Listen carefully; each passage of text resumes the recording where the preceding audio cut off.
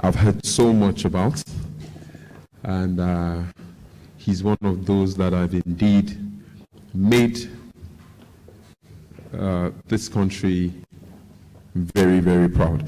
But before I do that, I think lest I lose my job, it's only proper that I do the right thing. The chairman of today's event just walked in, one of the very distinguished. Someone asked me if I was a member of the Bowtie Club and if I had paid my subscription. And I said to him that the president of the Bowtie Club is someone I know, and I have his permission, and if I have his permission, I don't think anyone can stop me. I'm sure you can guess. Please join me in welcoming the chairman of today's event, Mr. Foluso Phillips.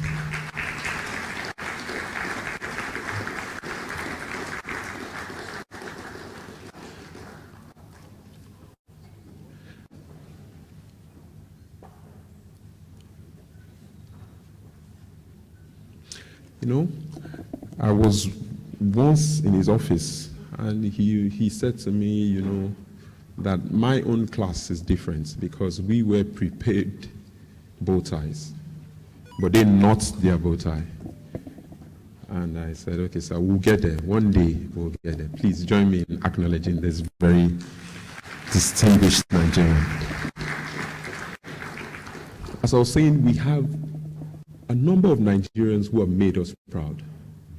And if you've not heard about the Songhai farm, I would advise that you Google it. This is something that is really, really, really something to celebrate. Magic, wonders are going on in that place. And the man behind this whole thing is Reverend Father Godfrey Nzamujo. Please, sir.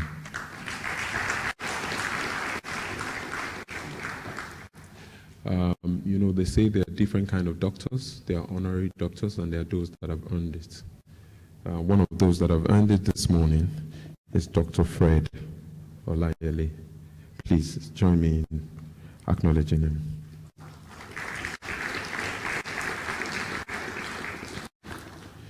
I don't know if I need to introduce the Archbishop because I'd called his name earlier, but in case you just walked into the room, next to him is Archbishop Augustine Akubeze. I needed to take that breath. Akubeze.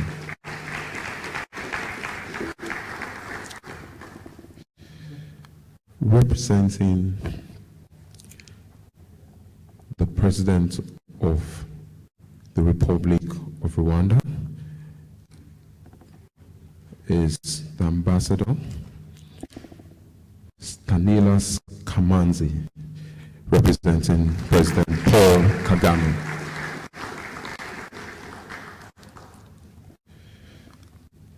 Now, today is a very special day in the sense that a lot of us know we're here to celebrate Professor Patrick Utomi, but in a very unique way, we have a couple of people who share this day with him. We have, before that, the chairman of the event himself had his birthday yesterday.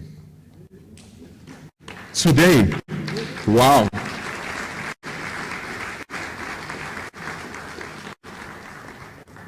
Isn't this special? And you will have noticed that we have a couple of cakes. So we'll have a few things up our sleeves today.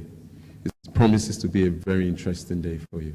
So we have one of those celebrating today alongside our chairman, Mr. Innocent Chukuma, the country rep, Ford Foundation, West Africa.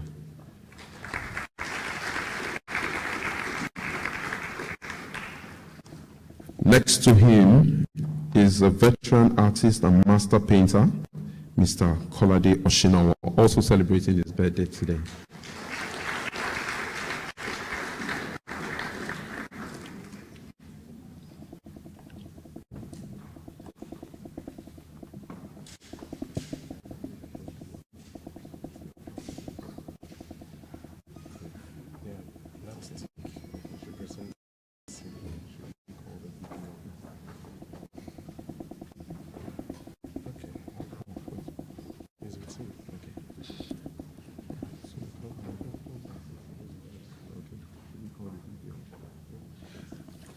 All right. When you handle events with very important personalities such as we have today, you need to be certain.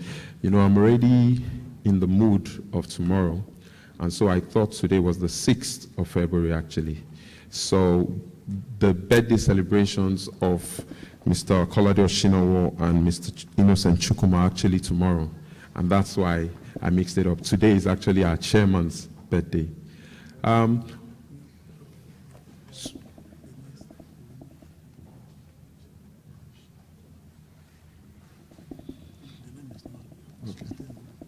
All right. Before we introduce someone very, very important, someone who needs little or no introduction, please let me introduce someone who has flown in all the way from our sister country. Someone said, Patrick Doyle said yesterday that in Nigeria, we put the O after anything we say.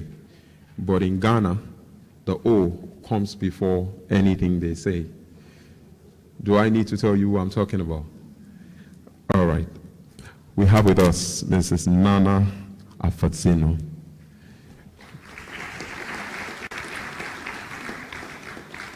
Okay, at this point, you would join me, and I hope we're ready with the national anthem. We would join me in welcoming the Vice President of the Federal Republic of Nigeria. Oh, are you waiting for me to call his name? Vice President Yemi Osinbajo. And to welcome in with the national anthem would be TK, a classical music artist.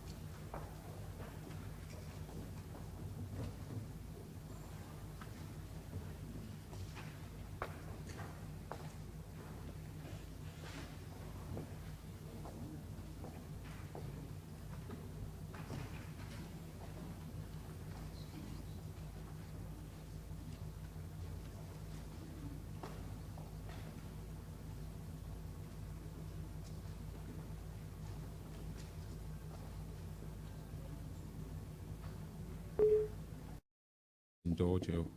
Just ask that you please rise as we take the national anthem. Okay. And sit down, right? And sit down, right? Yes. Yeah, when you stand, settle the message. Can't sit down while we take the national anthem.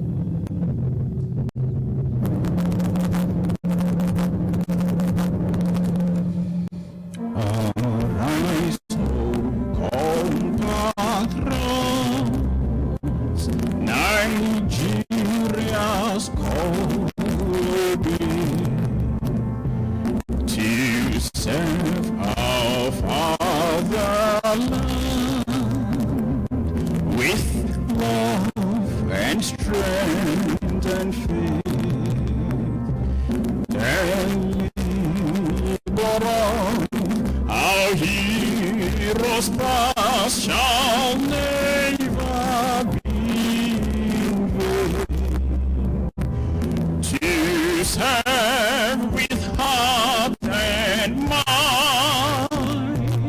One nation bound in freedom, peace and unity. One nation bound in freedom, peace and unity.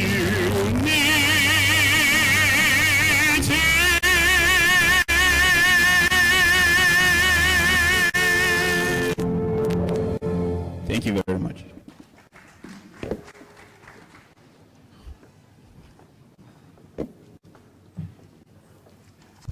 Thank you very much, TK. Please join me in welcoming the founder of the Center for Values in Leadership, Professor Patrick Utomi, to give us his welcome address.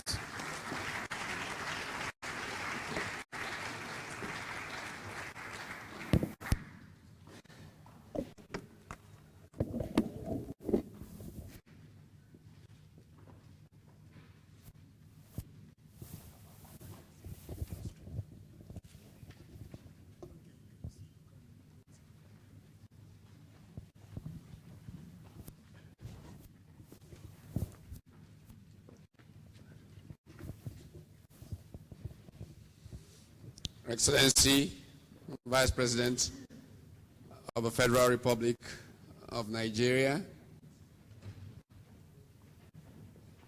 Excellency, President of the Republic of Rwanda, represented by His Excellency the Ambassador, Your Excellencies, very distinguished ladies and gentlemen, I am enormously honored to be able to welcome all of you to the 13th in the series of annual lecture symposia designed by the CVL, the Center for Values in Leadership, to focus attention on some challenges before us, before our shared humanity. Because I'm also very cheap, through the years it has been used as an excuse to celebrate my birthday. Typically we have no eating and drinking, so when we have this lecture, which usually is on my birthday, and people say, what follows? We say, we've had it, we've celebrated. This year, interestingly, it is not exactly on my birthday, because my birthday is tomorrow. But we have chosen to celebrate it on the birthday of the chairman of the occasion, Mr. Foluso Phillips. So, happy birthday to you, Mr. Chairman. This year, the annual lecture has been part of a week of activities that we call the CVL Week. And there is a theme for the entire week of activity. And this theme is wealth, poverty, and human dignity. We have gone through a number of programs during the course of the week, literally one every day, to focus attention on some specific areas. I think appropriately we started with culture. On Sunday, we celebrated culture for a number of reasons. Part of it is that we have tried to make the point through the years that culture is a strong area of competitive advantage for our country, and that we could do a lot more, thrive a lot better, if we packaged and marketed our culture than we're actually doing from selling crude oil. And that process has enabled us through the years to work with Nollywood, when nobody thought there was anything serious there. I remember in the very early days, I used to organize free lectures and workshops at the Lagos Business School for people involved in developing that industry. And they give back enormously on Sunday with a thrilling evening that we had. And we're really thankful to them. Mr. Ajayi said, who celebrated her 75th birthday only 2 days ago, was part of, in fact, led the performance on Sunday. But 25 years ago, we used to have meetings on what to do about culture in Lagos, in my home. And there was an American who truly became Nigerian called Chuck Mike, who led the performance studio workshop that performed out of the theater just nearby here. I'm thankful that from the years of doubt, people now are taking culture more seriously. But we do need a night economy in Lagos. We could put hundreds of thousands of people to work if we had a thriving night economy, building culture, packaging it, and selling it to the world. So I'm glad that we got a chance to bring attention to that on Sunday. And we followed with an entrepreneurship summit, which we brought some outstanding Nigerian entrepreneurs who have really walked on water as far as making enterprise come alive. And they shared their experiences with a number of young entrepreneur wannabes. But what was particularly exciting for me on that day, which is played through the whole of this week, is the presence of the Ajegunle contingent.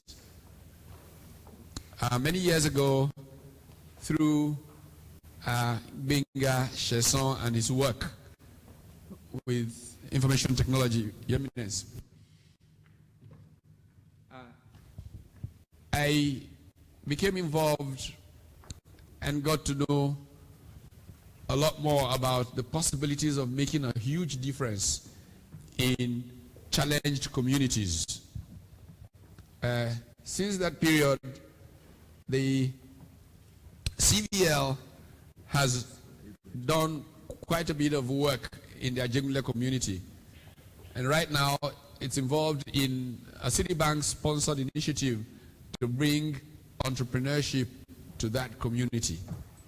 And we had young entrepreneurs from that community at the event at the Lagos Business School on Tuesday. And we had a business plan competition. One of the banks supported that process. And at an event tomorrow, we're going to present checks to winners of that business plan competition. Fair amount of money, but that's not what we get their business where it's going. But tomorrow they will get a chance to make presentations to a significant group of business people who can choose to fund them. And imagine how much we can transform society if a number of those businesses eventually get where they could get to. And so that focus on our commitment to venturing and the dignity of the human person was raised. And those who listen to me know that I frequently talk about a favorite verse of scripture for me, which is Genesis 2:15. That in fact we were created to be co-creators with God, moving creation towards its perfection. And through venturing, we do get to go and travel that route. The day after, we had a colloquium on politics in developmental states and human progress. One of the much debated subjects of our country is whether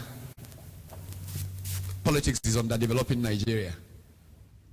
Are politicians bringing progress to our country, or are they taking our country back? How much does our politics reflect the need to elevate the dignity of the human person in our community. And that was a most interesting debate. Anybody who knows a debate with Femi Falana knows that it will not be boring. And we had a remarkable conversation that day. Yesterday, we had occasion to listen to Excellency speak to this theme as we presented a number of books that we have been associated with, either as author or the subject of in the discussion of poverty, its alleviation, and the dignity of the human person. And that was also an interesting day. Today we come to the heart of the matter, and we're enormously honored to have such a distinguished group of people to share experience with. I want, in closing, to turn to what matters the most to me, which is gratitude. So gratitude to so many for generosity undeserved that has made these 60 years much more pleasant than they could have been. It's a gentleman here, you don't realize things you do until people reflect you as mirror. As a gentleman in this audience who has played a remarkable part in one of the series of competitions, business plan competition for entrepreneurs, we had another one, a public policy debate series, which undergraduates, some of who are here, even with some of their parents, participated in debating public policy issues. And they had a remarkable number of entries. They had to start stopping people from trying to participate. And I think at the point there were past 600 undergraduates who wanted to participate in this process. Out of that list, and I got a chance to speak to 15 when they came to Abuja for a review about a week or two ago, speaking to them, 15 of them, and many of them are here today. We're going to have winners from this process and honor them and give them prizes at some point tomorrow. But it was fascinating. You know, those who think that tomorrow is lost have seen nothing yet. Our young people are much, much better than we give them credit for. And they want to change their country, and they are committed.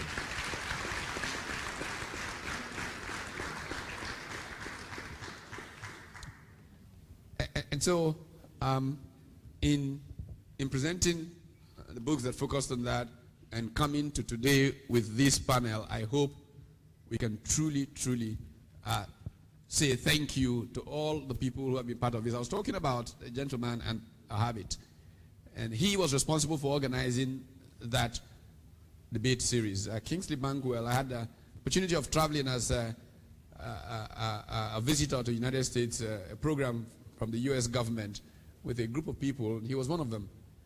And when I heard him make a remark somewhere, he said he had never heard as many thank yous in his life as being in my company over a few weeks. And it occurred to me that that is really true. I am exceptionally grateful for every moment, and I say thank you several hundred times every day. But I can't say thank you enough on a day like this.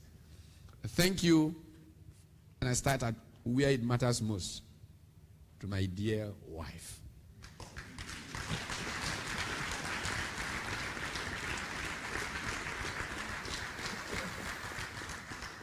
And I can tell you about being married to a woman like this. As a graduate student in the United States many, many years ago, I got a chance to be an intern with the Indiana delegation to the U.S. Congress and rotated through the members of the Congress. One of the congressmen at the time, the senator, was Dan Quayle, who became vice president of the United States later. And people like to make fun of Dan Quayle because he misspelled potatoes and stuff like that. But I can tell you something. In those days, by the way, there's a famous TV series, Lou Grant. And Lou was asked why, you know, his old teacher ran into him and said, Lou, you became a famous editor? You couldn't spell. And Lou Grant said, yes, I learned to use the dictionary. So no problem with spelling, just learn to use the dictionary. But But I think that Danquil took a lot of beating not because he couldn't spell potato or tomato. He took a lot of beating because he was married to a much more clever woman, Maureen. But I tell people, why should that be a crime? I too am married to a woman who's more clever than I am, and I'm still around.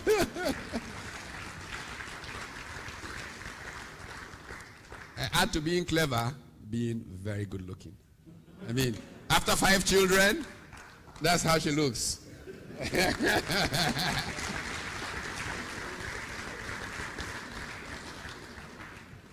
Gratitude to so many. Today, particularly, dear Vice President, I think that he and I have had many conversations. And if our conversations play through, our country will be a greater place tomorrow.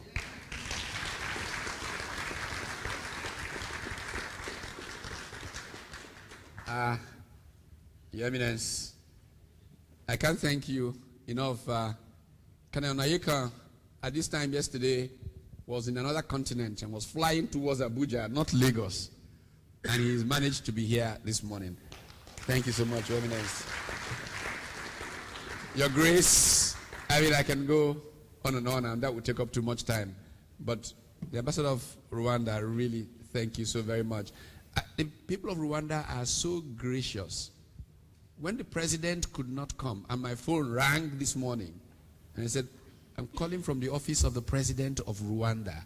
I thought, my goodness, we have this kind of decency left in the world, and they wanted to apologize personally that they could not be here, but they are represented, and I thank you very much indeed.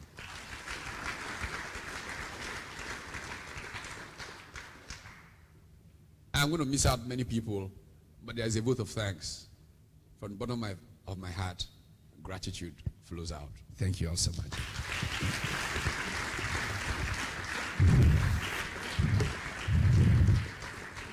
Vintage Professor Patrick Utomi.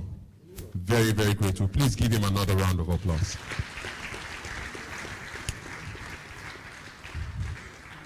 Prof beat me to it because I was actually going to quickly introduce his wife because, you know, having been married a few years myself, I now realize the folly of not following due process, of not following the right protocol. So when we say Professor Patrick Utomi is having his birthday tomorrow, indeed what we mean is Professor Patrick Utomi is a co-participant in the birthday tomorrow. Please join me in celebrating the main celebrants, Dr. Mrs. Ifeoma Utomi.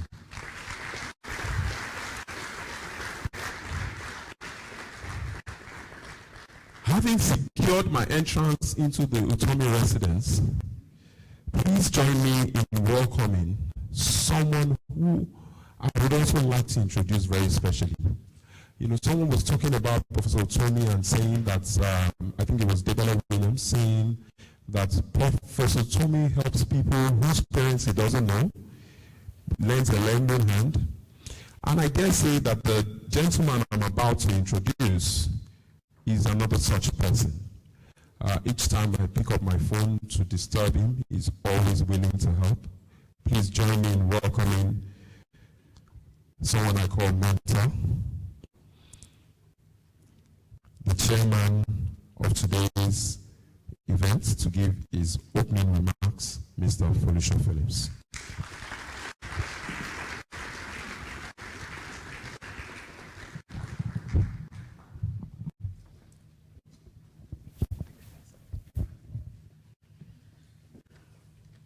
Well, thank you.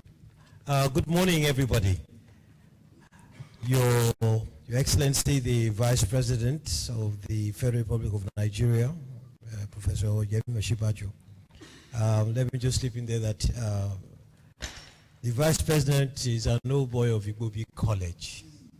And up I say, yes, and I have to say that simply because I am currently the President of the Igbobi College Obos Association.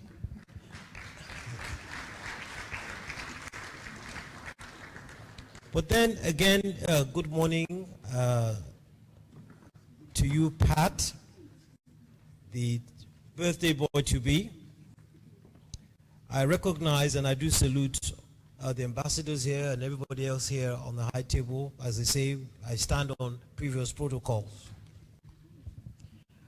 I want to start by saying a huge congratulations to Pat. You know, Pat, happy birthday. I know it's tomorrow, but happy birthday all the same. And I'm sure right through this week, all the various events that have taken place have been embedded with endless eulogies about you and praise for all the work that you've done. And I think you really deserve it.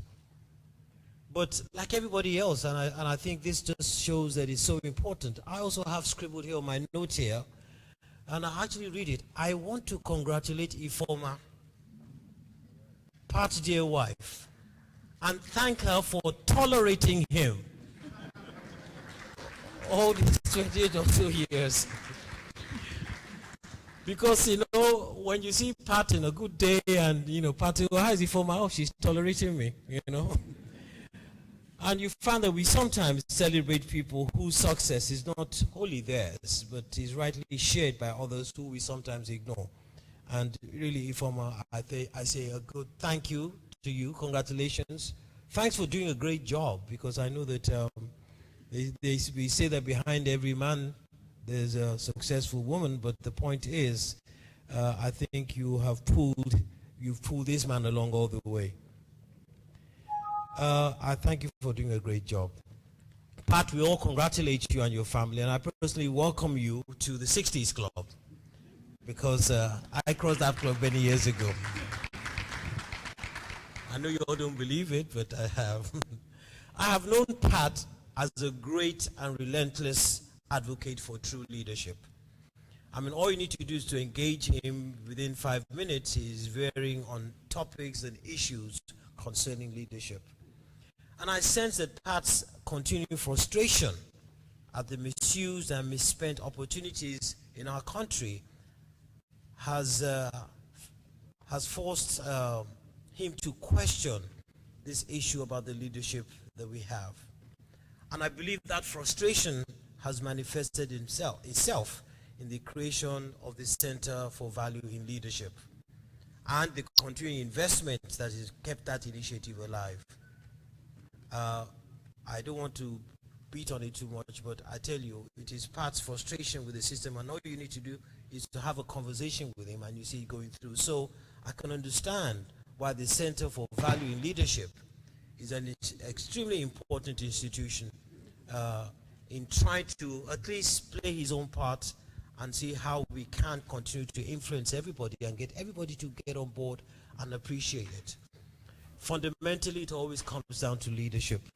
It's very much the same tone as we say that a very fundamental problem with our country today is that of corruption, which the president is pursuing and trying to deal with as a root cause. And attached to that also is this issue about leadership. Now, when Pat asked that I join him at this session, I must confess that my heart sank a bit, because you know, my initial reaction was that, oh my God, I have to speak at a gathering that Pat is organizing. You see, that means you've got to do your work, do your research. You know, it's going to be taxing. You can't come and just bullshit your way through it. You know, it's Pat's event. But lo and behold, he made it easier for me, because he said, look, Foluso, you're just going to be the chairman, and you've got eminent masters of ceremonies around to help you, and they can do all the heavy lifting. And then you have a panel of very distinguished people that can do all the heavy and deep thinking. So my task is extremely easy. And, you know, sitting next to the vice president, I tell you, I'm going to be sitting really pretty. You know. But however, before I sit down, I would like to share, as Pat has suggested, some few thoughts that I have on the chosen theme for today, which is about wealth, poverty, and human dignity. I did give it some thought, and I thought, well, it's a really interesting combination of words for this theme. A few weeks ago, I was in India, and in between my meetings, I had some time to really have a bit of a relaxed morning, and I was watching television and watched the BBC World, the normal documentary that's shown. And this documentary aptly describes and captures the theme of today. The documentary was about Greece. You know, Greece has been through a lot of challenges. It was about the challenges that country had faced, especially last year, and how the whole economy seemed to just ground to a halt, you know, seemingly just like that. And the documentary interviewed and captured the thoughts and situation of a particular man who was down and out on his luck and had been relegated to the lowest level of existence you could ever wish on anybody. Within the space of about 18 months, this man had moved from being a skill builder and workman with a wife and a child, a home of his own, their annual vacation trips, surrounded by family in the true European style. He was relegated to a beggar on the streets. You see, within that period, he lost his job, then he lost his home. He ended up on the street with his daughter, who was now taken from him because she had to be taken into care. Not much was said about the wife. And this was a situation in which he had absolutely no choice to give up his daughter. And that was the first shot at his dignity. To lose your job, lose your home was tough enough. And then now, somebody else was taking custody of your child. This man was being fed at a central soup kitchen every day. He slept in shelters and took free bus rides all day to stay warm. He would wake up in the morning, jump in a bus, go as far as he could on a free ride, and then ride all the way back just to stay warm and to stay off the streets. There were no job places for him to even queue for a job. And he was ready to do any job to regain some level of dignity. You see, he had lost his dignity through the circumstantial poverty that he faced of having lost his source of living. So if you look at the process from wealth to poverty and then the resulting loss of dignity, it's almost like it's staged, like a gradual degradation of one's situation leading to a shattered life, a loss of your dignity. Now, the Greek man's situation is no different from the phases a country like ours could very easily go through step by step. My position is this. We tend to confuse being rich with being wealthy. They are two totally different situations. Nigeria remains an extremely rich country. Yes, we are rich in mineral resources, our gold, amethysts, precious stones that I can't even pronounce. And of course our oil and gas for all it's worth. We are rich in agricultural capacity, we're rich in human capacity, but we're not wealthy. We're not a wealthy nation. And the reason is that we haven't learned to turn our riches into wealth. Very much like children who are left vast inheritances, which come to naught in such a short time because they have not learned the art of creating wealth. Creating wealth in Nigeria's context is learning to add value. It's getting cocoa from the ground and turning it into chocolates. It's getting cotton and turning it into fabrics. It's getting our cassava and turning it into starch and sweeteners and all those things. It's learning to do things along that value chain. It's learning to extract our gold and turning it into jewelry in which you've added value. That's how you create wealth. And that's where we've lost out in that process.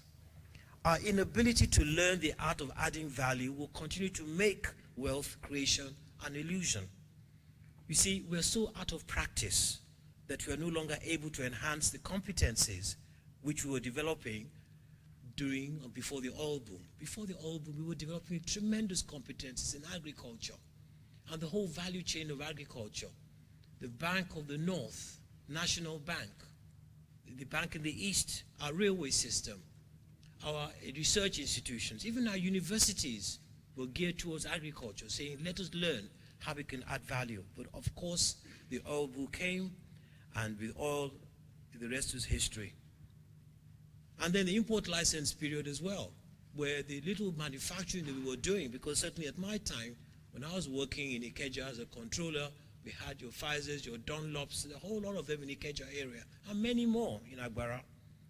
And gradually, import license regime, and it was now who could get import license and not who could manufacture. So we lost that art, that consistency of practice of learning to do things. And you see, you cannot become good at something that you do not do regularly. Now, today, oil is gone. We know it's gone for now. And we're now jumping on the solid minerals bandwagon. And we find a lot of state governments are going to increase the intensity of their mining. They're going to increase the intensity of their agricultural efforts. But you see, the little missing link is that little effort is being put into how we're going to add value to those things so that we can create wealth.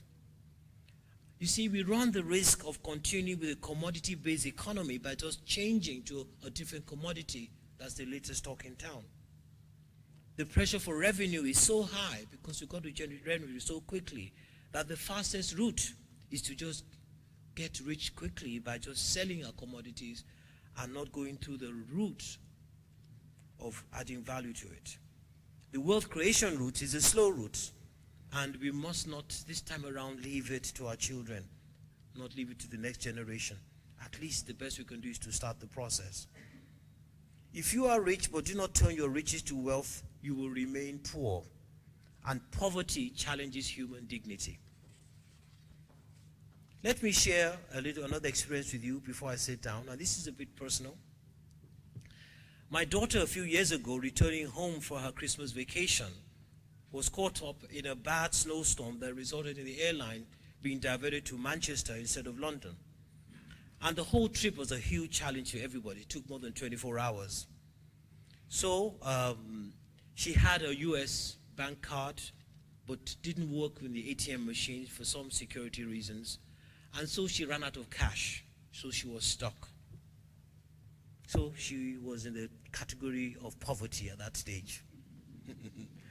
Whilst we eventually managed to rescue her through friends who lived in Manchester so she could pay for her train ride to London and carry on with her trip, the experience she went through was one of the best lessons on losing one's dignity. And I think that's one that stays with her continuously. Before help came, she was about to start begging for the money she needed. She actually went to a very well-dressed white family who had shared the ordeal of the flight with her. You know, when you go through this get on and off and the flight is delayed, you tend to develop some relationships. But she went to this family and asked for just £6 to top up her cash which she had. And she actually showed them the amount of money that she had. The man said, "Sorry, I can't help you." And this was a family with Louis Vuitton suitcases and 2 or 3 of them, and looking very affluent, which is why she thought they would help. But you see, as God would have it, another seemingly struggling Nigerian family just observed her at a distance. And they could see she was getting a bit upset, probably beginning to cry. And they came to her rescue, and they gave her £10. And as she says, she burst into tears. But the thing about it is that obviously when her rescue came, she returned the money. But the lesson is that is what poverty does to the human being. It shreds your dignity. It's a frightening prospect. So in Nigeria, we have our riches in great abundance. But we will become a poverty-stricken nation if we do not learn to create wealth from our riches. We're very, very proud people. I must not let that pride lead to a loss of our dignity. So I think this is a very interesting topic, and I know there'll be different perspectives of this, because whilst I talked a bit about dignity, there's dignity in labor, which a lot is being talked about today, that let's see how we can put dignity into labor. And poverty is not just about money. There's poverty of ideas, poverty of values, poverty of not doing the right things. These are all the things we all have to continue to think about and to bear in mind. Ladies and gentlemen, I thank you. Pat, happy birthday once again.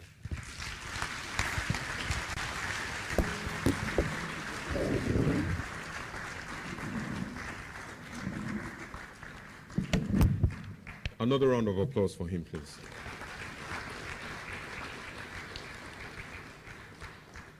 While the chairman was speaking, a couple of very important dignitaries, such as all of us that arrived earlier, walked in. And we'll just quickly like to acknowledge them and welcome some to the high table.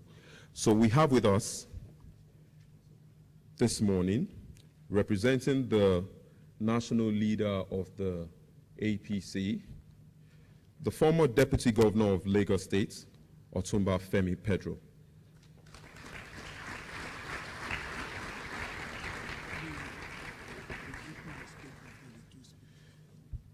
Please, sir.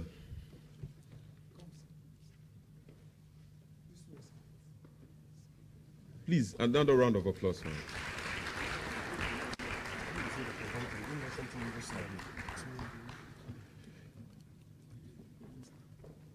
Also present here is, we've heard about solid minerals. I'm sure the chairman wasn't referring to the person I'm about to call to the high table. But we have with us a very distinguished Nigerian, someone who sets a very good example for we, the younger ones, when he conceded a few years ago. Sir, thank you very much. Please join me in welcoming the Minister of Solid Minerals. Are you waiting for me to announce his name?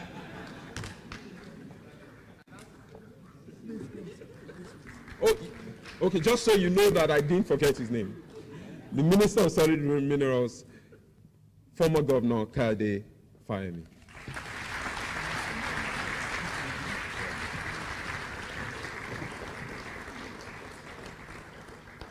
I'm aware that we have some of his former colleagues in the audience, and I'm about to introduce one of them.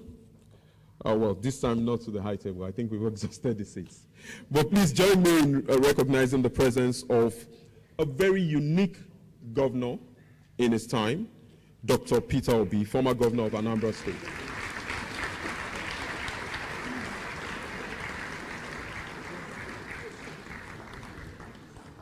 When I was much younger, there was a song that was very popular during the time of elections. It went, Mommy, Daddy, Agbalajo Bine Dibo. Do you know it? All right, then a few years down the line, another song decided to compete with that song. Everybody loves. You know the song? I mean, you should know the song. Everybody loves Jimmy Agbaje. Please join me in recognizing the presence of JK. Okay, now, we're about to go international, and I need to try to be like the chairman of today's occasion. When he was speaking, I thought, you know, it's not good to be here when you have such distinguished Nigerians, because they are the proof that indeed the standard of education has fallen. When you listen to me, and you listen to them, you begin to wonder what kind of school I went to. So bear with me. Imagine that you're listening to the chairman.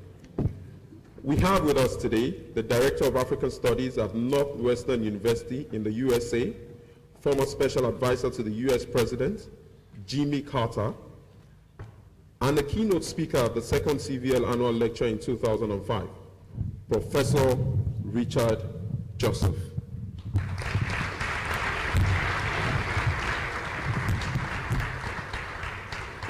I think he will be a good judge of how well I tried to feign proper pronunciation of the English words.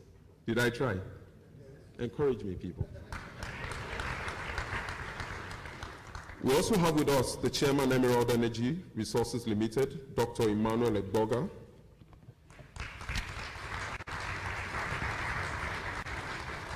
We have the former Chairman, NESG, Professor Anya O. Anya.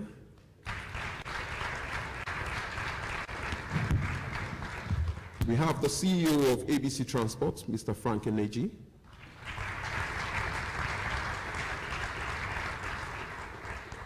We have the General Manager, Chief Audit Officer of Union Bank, Mr. David Izavere. I'm sorry, Dr. David Izavere. Forgive me, sir. I've not even come close to a doctorate. How dare I make such a mistake? And doctorate. You know, I like when people speak like this. You know, if you've not gotten something, begging, losing your dignity, you're very proud of it. he had to remind me, so earned doctorate. I beg you, I'm very sorry, sir. Thank you very much. I may proceed. Thank you very much. Now, I dare not make this mistake in the next introduction, and you know why. You know, when I tell people I'm half-caste, some of my friends say it's mixed breed. Half-caste being that my father is from the South, my mother is Yoruba, even my father is half Yoruba, and, you know, so, and then my name is Abidemi Edmond. So I can't be forgiven if I make this mistake, because I'm about to introduce the custodian of the land. And you know, as a half Yoruba boy, I need to do it right. You can see that stick. For those of you that are not Nigerians, that stick represents the presence of the Oba of Lagos. Please join me in welcoming. Represented ably by distinguished white cap chiefs. When you come into Lagos, you know, they make you recognize that indeed, Ilueko, Lawai, Abi, they nodded, so I'm in order. Another round of applause for me, please.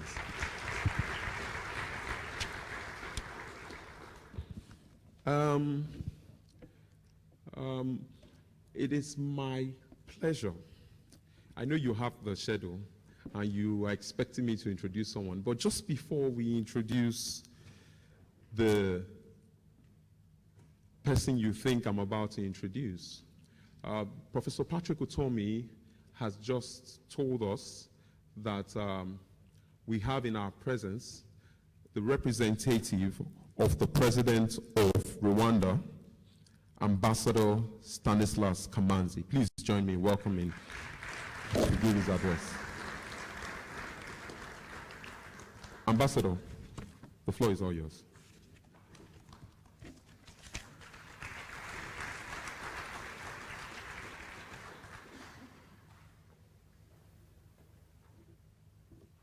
Thank you very much.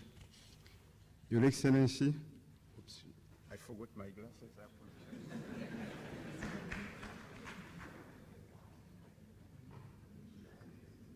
It's a recent phenomenon, and I tend not to, to have them on me.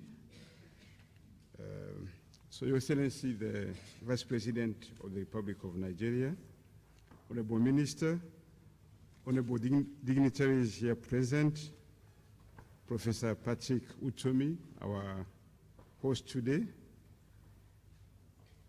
I'm greatly honored to take part to this severe annual lecture on delegation by His Excellency President Paul Kagame, who would have wished to be here in person, but was not able to make it due to national imperatives that need attention at home. He entrusted me to extend to you his sincere regrets and to wish you successful discussions. Allow me, Excellencies, distinguished ladies and gentlemen, to say a few words in connection with today's theme.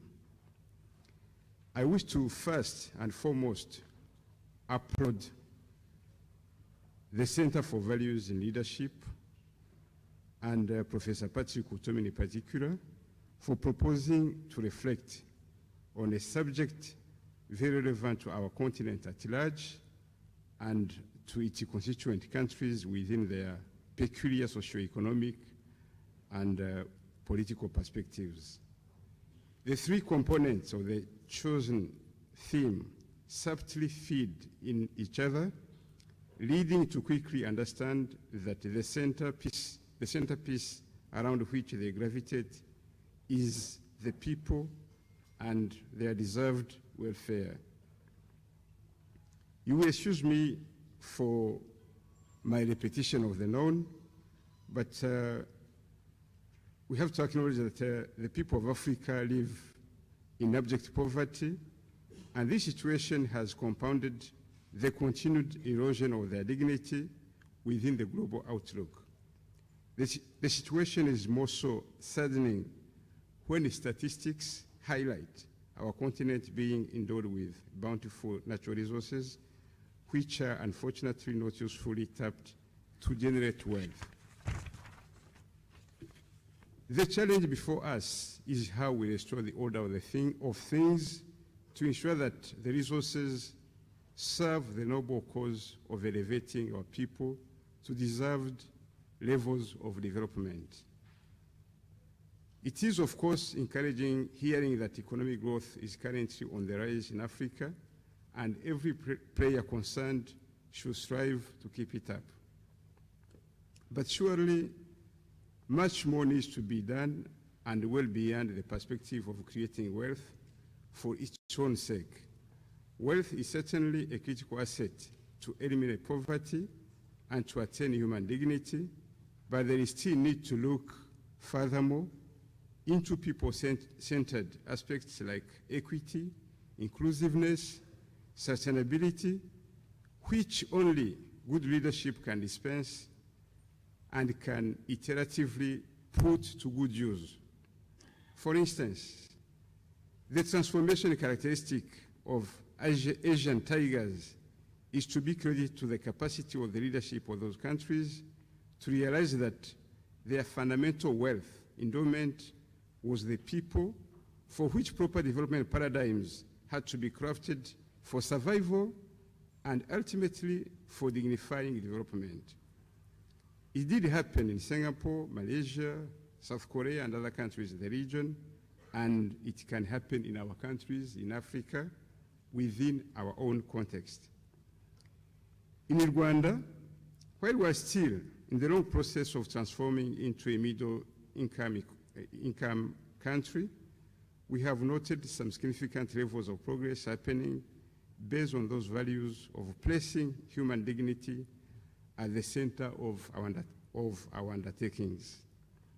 The leadership of the country put focus on thinking big and achieving the maximum using minimal resources available, but most importantly, capitalizing on the people who feature in the process as the main actors and the main beneficiaries. For the first five years, the country was able to pull out of poverty more than 1 million people, owing to resorting to homegrown initiatives adapted to urgent development needs, making the right choices, participatory planning involving the people, government, and development partners, tapping and facilitating the power of private investment from within and from abroad, paved the way to that progress we are witnessing. The choice to make widely accessible modern tools, such as communication technologies, has caused seamless connectivity between rural and urban areas and accruing mutual benefits in terms of integration of markets and associated production and supply chains, but also in terms of easy access to routine and new services by the citizenry. Specific programs deliberately tailored for poor families, such as the one cow per family, we call it in our language, Girinka initiative, have dramatically changed lives and exemplify that war on poverty can be won owing to strategic actions within our means if we made the right choices. Concerning that one cow per family initiative, you may know that cattle possession has always been considered as a symbol and a metric of wealth in Rwanda. But of course, not everyone would own a cow. So in line with the endeavor to uplift needy households out of poverty, the President of the Republic initiated that program. Each fiscal year, budget was earmarked to sourcing cows to be allocated to poor families identified within their communities. Subsequently, willing individuals and corporate companies followed pace in donating cows for the same purpose, adding up to government's effort. Within a few years after it was incepted, this initiative proved to be a quick poverty killer. Recipient families were able to have milk for consumption and for sale. Cows produced manure the owners used to improve the fertility of their land, making it more productive. The beneficiaries gradually appropriated the philosophy behind the initiative and joined in donating sprouts of their cows to not yet served cattleless families in their neighborhood. In addition to its economic significance, this initiative has created more cohesion within the communities, where social bonds increase between the donors and the recipients. Those were some examples I was giving to show how good choices can help move towards dignified lives. In conclusion, ladies and gentlemen, allow me to once more register my appreciation for giving us an opportunity to reflect on a challenging yet noble theme. Striving for human dignity is an imperative we have to embrace wholeheartedly as Africans, in due regard to the wide gap we still have to fill. We are not starting from ground zero, fortunately, since we have living examples to emulate in other parts of the world that previously went through similar challenges. The struggle is daunting but not impossible to win. Our gathering today testifies to that shared conviction. I thank you very much for your kind attention.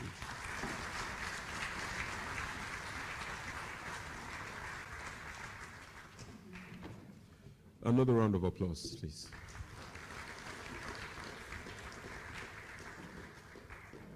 Before I call the next guest, I'm going to call someone I'm sure you all will be delighted to see. Smile before he comes up, I assure you. Smile in advance. You know, the next set of people we're going to call are so important that I'm going to step aside now for a senior colleague, a distinguished Nigerian, the father of comedy in Nigeria. Please join me in welcoming Ali Baba.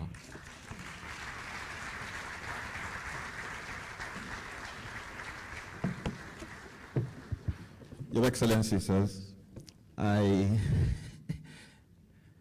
now Vice President is holding his head. I'm going to maintain my cool. You know, since he stopped collecting offering, things have changed.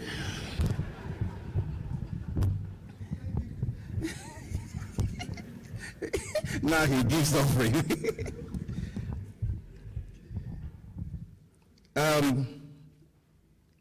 It's an honor to be in front of you here. I am a product of poverty, and now I can't say that I'm poor because I managed to tap into the opportunities that have been given to me, and that is one thing that this lecture is about. It's about seeing how we can move from the indices of poverty to the high ground of wealth and how it affects human dignity. My dad once told me, he said, the difference between a poor man and a rich man is what they get. And I said, how? He said, okay, that he will show me sometime later. And that day in the evening, we were strolling in Nojo Cantonment, and he called